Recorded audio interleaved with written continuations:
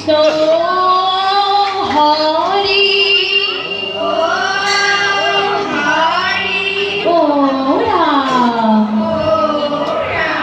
নামৰ দশ অপৰাধ ক্ষমা কৰিব কৃষ্ণ।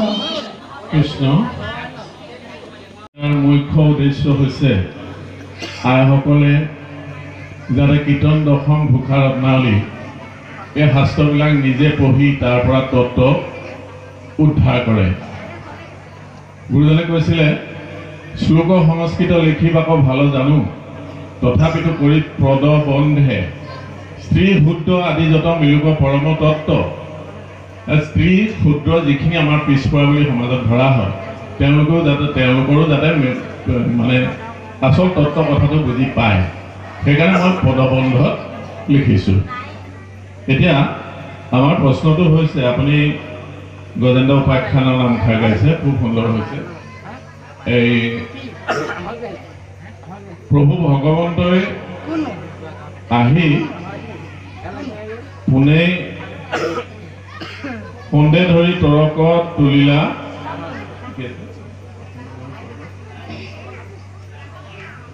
সন্দে ধৰি তৰকত তুলিলা গ্ৰাহ হোমে চকে ধৰি তেখনে চিৰিলা গ্ৰাহ মুখ তজু পৰখনে গজেন্দ্ৰ গলা দুখ।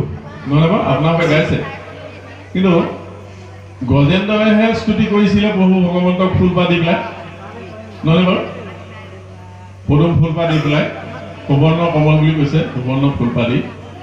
কিন্তু তাৰ লগতে প্ৰথমতে প্ৰভু ভগৱন্ত আহি পেলাই এই গ্ৰাহক কিন্তু মুক্তি দিলে। প্ৰথমতে বিমানে স্বৰ্গ কৰিলা চলি স্বৰ্গলৈ গুচি গ'ল গ্ৰাহ।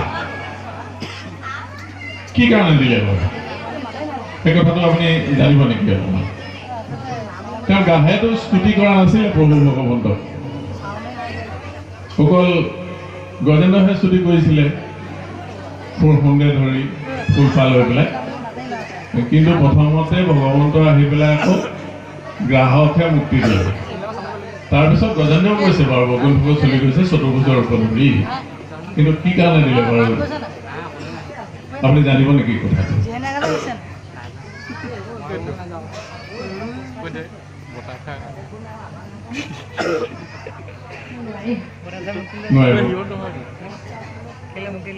কথাটো এনেকুৱা, আমাৰ এনে দিহানামতে গায়, আমাৰ নামত গায় ভকতক দেখিলে আদৰি আনিবা হাদৰি পাৰিবা ধৰা পদূলি মূৰতে পাৱে ধুৱাই দিবা তেহে হ'ব ভকতৰ সেৱা।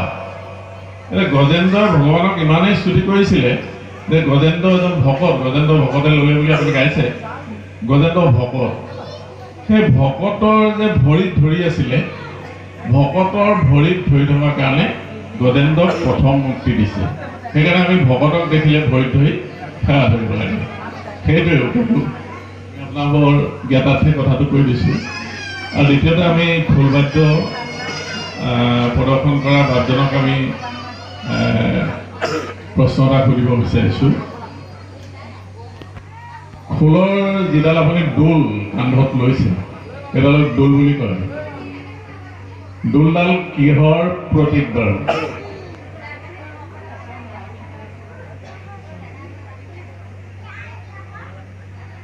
নাজানিব।